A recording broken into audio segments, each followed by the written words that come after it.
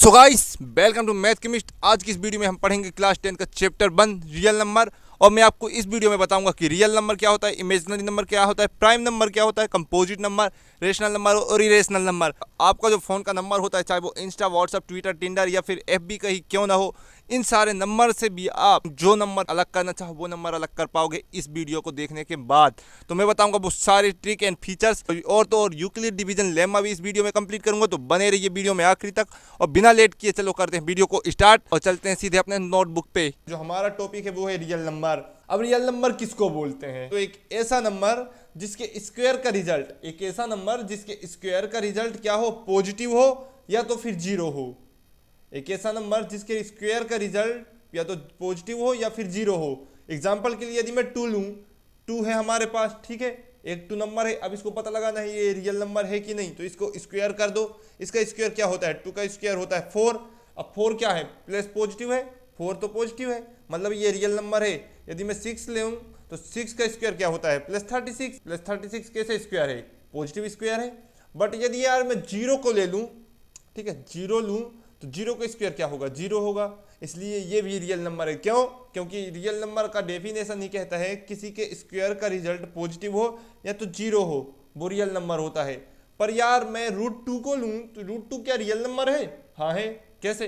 क्योंकि √2 को जब स्क्वायर करोगे, रूट की वैल्यू का मान तो आपको पता होगा 1/2 होता है। तो 1/2 रूट को मैंने यहाँ से हटाया, 1/2 को ऊपर लगाया, 2 से 2 कैंसल। ये 2 कहाँ से आया? स्क्वायर लगाया ना मैंने, वही 2 है। 2 से 2 कैंसल, आया मेरे पास क्या? Plus positive 2। तो ये तो रियल नंबर है क्योंकि ये इक्वेशन में बैठ रहा है, रिजल्ट हमारा पॉजिटिव है।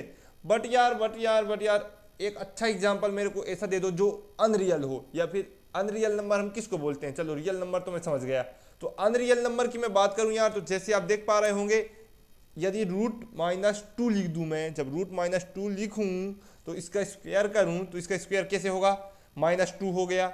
रूट की वैल्यू का मान मैंने रख दिया 1/2।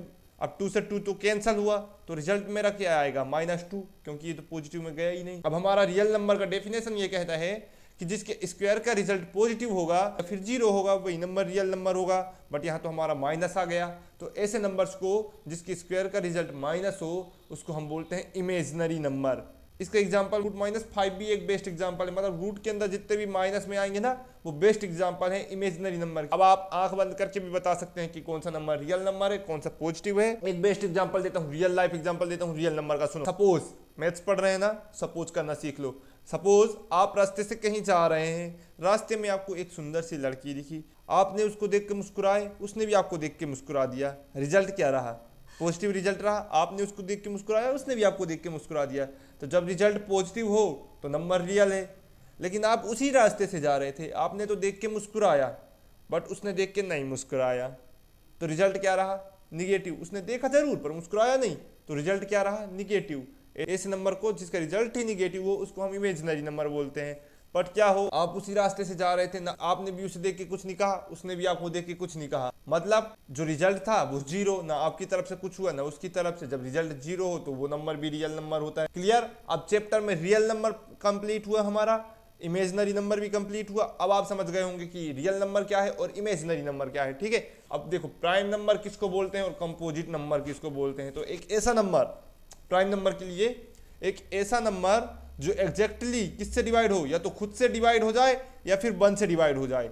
एक ऐसा नंबर या तो एग्जैक्टली खुद से डिवाइड हो जाए इटसेल्फ, या फिर 1 से डिवाइड हो जाए, प्राइम नंबर बोलते हैं। एग्जांपल के लिए 2 या तो खुद से डिवाइड हो जाएगा या फिर 1 से। क्या 3 से डिवाइड होगा? 4 से होगा? नहीं, बट 1 से और 2 से डिवाइड हो जाएगा। 3 को देखो, 3 1 से डिवाइड हो जाएगा, 3 खुद से भी डिवाइड हो जाएगा।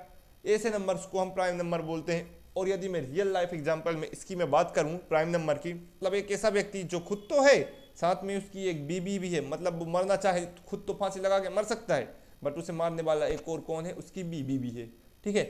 बट जब बात आती है कंपोजिट नंबर की, तो एक ऐसा पॉजिटिव इंटीजर, यानी कि एक ऐसा पॉजिटिव नंबर जिसका एटलीस्ट 1 डिवाइजर हो, किसके अलावा? खुद के अलावा और एक के अलावा।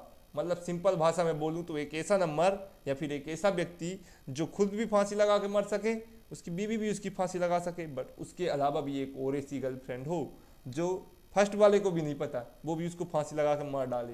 इसको हम बोलते हैं कंपोजिट नंबर, मतलब ये चालू नंबर भी बोल सकते हैं इसको, ठीक है। तो देखो 6 उससे भी ज़्यादा खतरनाक चालू है, क्योंकि ये 1 से तो डिवाइड होगा, 6 से भी डिवाइड होगा, पर 2 से भी हो रहा है, 3 से भी हो रहा है। कंपोजिट नंबर उसको नंबर को बोलते हैं जिसका डिवाइजर एटलीस्ट 1 हो, बट वो इटसेल्फ हो डिवाइड में, या फिर 1 से डिवाइड हो जाए। और प्राइम नंबर जो होता है उसके 2 पेयर से ज़्यादा पेयर नहीं होंगे, एक तो वो खुद होगा या दूसरा 1 होगा, उसको बोलते हैं हम प्राइम नंबर। अब आप समझ गए होंगे कि प्राइम और कंपोजिट क्या है। बट यार मैं जब बात करूं 1 से लेके 100 तक की, तो क्या आपको पता है 1 से लेके 100 तक कितने प्राइम नंबर हैं? 1 से लेके 100 तक जो प्राइम नंबरों की संख्या है वो है 25। जबकि मैं बात करूं सबसे छोटे प्राइम नंबर की, वो तो सबसे छोटा प्राइम नंबर हमारा 2 है, क्योंकि 2 से ज़्यादा छोटा कोई नहीं है। अब बोलोगे यार प्राइम नंबर में 1 क्यों नहीं है? तो 1 कहाँ से हो जाएगा भाई? 1 खुद से खुद को 2 बार मार लेगा क्या? नहीं मार सकता ना, इसलिए 2 है सबसे छोटा प्राइम नंबर। 1 से लेके 1000 तक प्राइम नंबर्स की बात करूं तो 168 प्राइम नंबर्स 1 से लेके 1000 तक हैं। और वहीं कंपोजिट नंबर की मैं बात करूं यहाँ, तो सबसे छोटा जो कंपोजिट नंबर होता है वो होता है 4। अब आप बोलोगे 2 क्यों नहीं है, 3 क्यों नहीं है? तो भाई इनकी सेटिंग्स भी तो नहीं है। तो कंपोजिट सबसे छोटा कंपोजिट कौन सा है? 4। एंड 1 से लेके 100 तक जो कंपोजिट नंबर्स की संख्या है वो कितनी है?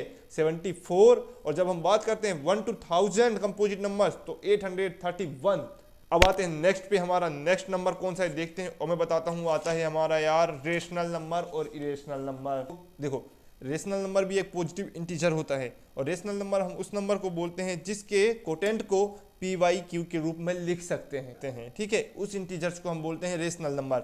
बट हाँ याद रखना, जो नीचे का डिनोमिनेटर होगा वो कभी 0 नहीं होगा। यदि 0 हुआ तो वो क्या नहीं होगा? रेशनल नंबर नहीं होगा।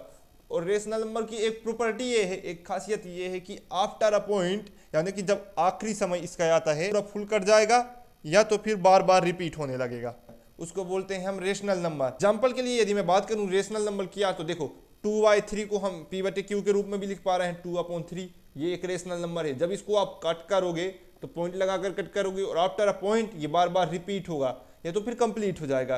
देखो 4/2, 2 1 2, 2 2 4, ये पूरा कंप्लीट हो गया। इसको हम बोलते हैं रेशनल नंबर। क्यों? क्योंकि इसको हम PYQ के रूप में लिख सकते हैं।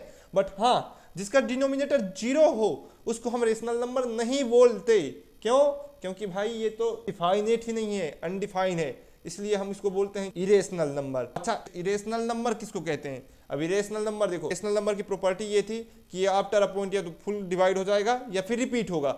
बट जो इरेशनल नंबर है इसकी प्रॉपर्टी ये है कि ये तो नॉन टर्मिनेटिंग होगा, मतलब आफ्टर अ पॉइंट या तो ये खत्म ही नहीं होगा, कटेगा ही नहीं, या तो फिर ये रिपीट भी नहीं होगा। एग्जांपल देता हूँ, देखो √3 इरेशनल नंबर है, √6, √5 इरेशनल नंबर है। बट हाँ, वो इरेशनल नंबर कभी नहीं होता जिसके रूट के वैल्यू का मान एग्जैक्टली आ जाए। मतलब देखो √4 है, √4 के वैल्यू का मान 2 होता है, ये एक इरेशनल नंबर नहीं है, क्योंकि जो √4 की वैल्यू है एग्जैक्टली आ रही है 2। अब आप समझ गए होंगे कि प्राइम नंबर क्या होता है, रेशनल नंबर क्या होता है, इरेशनल नंबर क्या होता है, कंपोजिट नंबर क्या होता है। अब देखो, अब बात करते हैं हम अपने चैप्टर की, जो कि है यूक्लिड डिवीजन लेमा। तो इसको समझने से पहले हम समझेंगे लेम्मा क्या है, या आखिर ये लेम्मा होता क्या है। अब जिसने गाना सुना होगा लेम्मा मामा लेम्मा मामा, तो उसके लिए तो ये लेम्मा बिल्कुल उसी तरह है, गाने की तरह। बट जिसने नहीं सुना भाई, तो उसको मैं बता देता हूँ कि ये यूक्लिड डिवीजन लेम्मा होता क्या है। तो लेम्मा एक ऐसा स्टेटमेंट है, प्रूव्ड किया हुआ, प्रूवन स्टेटमेंट है, जिसका यूज किस में होता है? दूसरे स्टेटमेंट को प्रूव करने में। Lemma is a proven statement use for proving other statement. Example देता हूँ, देखो एक बार आइंस्टीन से पूछा गया कि आइंस्टीन भाई साहब, आपका IQ पूरी दुनिया में सबसे ज्यादा है, 168 IQ था आइंस्टीन का, नहीं जानते थे तो जान लो। तो आप मेरे को ये बताओ कि क्या पूरे ब्रह्मांड में, यूनिवर्स में एलियंस होते हैं कि नहीं? आइंस्टीन ने इसका आंसर बड़ी चतुराई से दिया। आइंस्टीन ने क्या बोला? अच्छा मेरे को आप ये बताओ, जब आप समुद्र से एक लोटे में पानी निकालोगे, लोटा तो जानते हो ना, जो नहीं जानता भाई तो लोटा सर्च मार लेना। तो आइंस्टीन ने कहा कि भाई यदि समुद्र से जब आप एक लोटा पानी निकालोगे और उस पानी में देखकर क्या कह सकते हो कि इस समुद्र के पानी में शार्क नहीं है? उस भाई साहब ने कहा बिल्कुल नहीं, ऐसा थोड़ी ना होता है कि एक लोटे में देखकर हम कह दें कि इसमें शार्क नहीं है तो समुद्र में भी शार्क नहीं होगा। हाँ, तो आइंस्टीन ने कहा मैं भी तो वही कह रहा हूँ, यूनिवर्स के हम एक हिस्से में बैठे हुए हैं अर्थ में, और एक हिस्से में बैठकर हम ये नहीं कह सकते कि पूरे यूनिवर्स में और भी लोग नहीं होंगे, मतलब एलियन नहीं होगा। और आइंस्टीन ने अपने बात को प्रूव कर दिया। मतलब देखो, आइंस्टीन ने एक स्टेटमेंट दिया बिल्कुल सिंपल, जो कि बिल्कुल प्रूफ था। लोटे के पानी में देखकर नहीं बता सकते कि समुद्र में क्या नहीं है, शार्क नहीं है, क्योंकि समुद्र से भले ही पानी लिया गया हो। ये एक उन्होंने स्टेटमेंट दिया और प्रूव कर दिया एलियन वाले को। ठीक उसी तरह लेम्मा भी एक प्रूवन स्टेटमेंट होता है मैथ्स में, जिससे प्रूव होते हैं मैथ्स के अदर स्टेटमेंट्स, उसको बोलते हैं हम लेम्मा। ठीक है, अब आती है बात एल्गोरिदम की। तो एल्गोरिदम यूट्यूब में भी होता है, इंस्टा में भी होता है, एफबी में भी होता है, और हमारे लाइफ्स में भी एल्गोरिदम होते हैं।